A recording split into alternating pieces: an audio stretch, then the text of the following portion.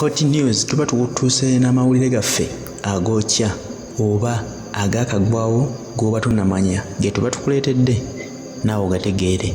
Olwaleero tukuleetedde amawulire agakwata ku munnamateeka w'ekibiina kya National Unity Platform NUP amanyiddwa nga Council Mary Anthony.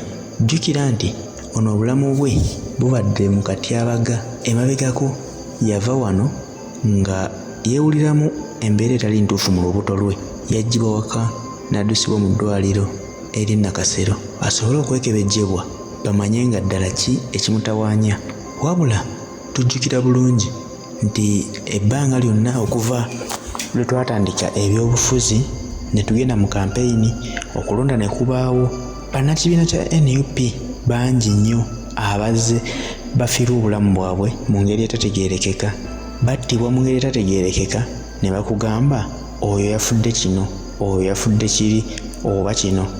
Naye ng'amazima matuufu ennamba esinga obunene battibwa buttibwa ate baweebwa butwa. Kyokka nga munnakibiina ono munnamateeka Anthony Wameri y'omu ku basobola okusimattuka obutwa buno obuzze buweebwa abantu bannakibiina kya National Unity Platform, y'omu ku babusimattuka bwenja okugamba, kuba yayanguwa okukitegeera n'addukisibwa mu ddwaliro ayongere okwekebejjebwa.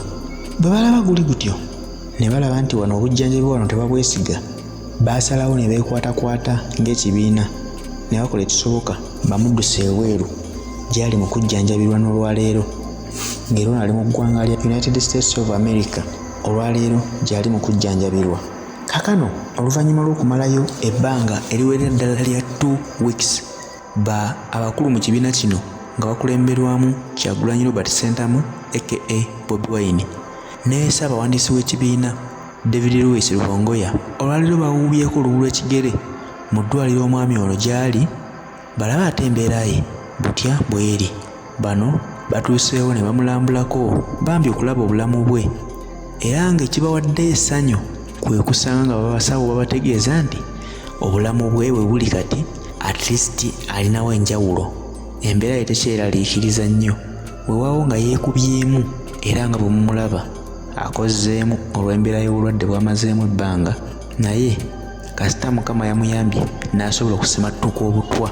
Ono bw'abadde ayogerako ne bano abakulu mu kibiina bamukyaliddeko, abategeezezza nti kati awulira bulungiko ate era nabo ekisobodde obbawa akamwenyumwenyu ku matama olw'okulaba nga munnaabwe akyali mulamu, kuba embeera gye yaviiramu e Uganda yali tewoomya Nakabululu nga bakwatirira mukwatirire musajja wattu. Naye bw'abeera nti olwaleero kati asobodde okuba nga akubye ku matu, tusobola okukyebaliza Katonda n'okubeera nti y'omu ku batono abasobodde okusimattuka obutwa bw'abasajja bano. Kijja kuba kya ssanyu nnyo okumulaba ng'akomyewo e Uganda mu mbeera ze yagenderamu, era nga tukakasa nti agenda kuba bulungi kubanga ajjanjabibwa abasawo abakugu abategeera kye bakola, abatali bakugulirira nti olusuubira nti bayinza okumukola ekikyamu ekyandimukoleddwa nga ajjanjabiddwa mu malwaliro ga wano. Tuzze tulaba ku bantu ab'enjawulo nno abasimattuse mu mbeera eyo, nga mwe muli ne munnakibiina kya NUP era omubaka wa Kawempe North Ssegirinya Muhammad, era naye yali wano mbeera nga si nnungi, naye lwe yaddusibwako mu America kyova olaba nti at least kati obulamu bwe nabwo bweyagaza. Kyova olaba abasinga obungi abatayanguwa kutegeera mbeera eno kikiri mu bulamu bwabwe bambi batufaako mu ngeri etali nnungi, bagenda okitegeera nga kiri leeti nga tekikyasoboka kuddusibwa abakugu kubeekebejja. Naye munnaffe munnakibiina kya NUP munnamateeka w'ekibiina kino tukuyuzaayoza olw'okulaba nti obulamu bwo busobola okuba nti kati buli yaddeyaddeko, weewaawo nga tunaba kutereerera ddala tukusabira Mukama ajja kuyamba ossuuke ate okomewo kuno oddemu okakkalabya emirimu gyo nga bw'ogikakkalabya nga olubereberye. Katusabe Mukama akomyewo mirembe.